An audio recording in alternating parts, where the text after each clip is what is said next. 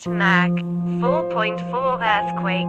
Jujuy, 46 kilometers west of San Antonio de los Cobres, Departamento de Los Andes, Salta, Argentina, on Thursday, January 19, 2023 at 2:55 a.m. local time.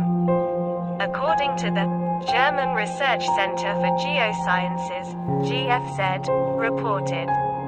Updated. January 19, 2023 6:03 Greenwich Mean Time. Just now I felt this quake data, interactive map, new.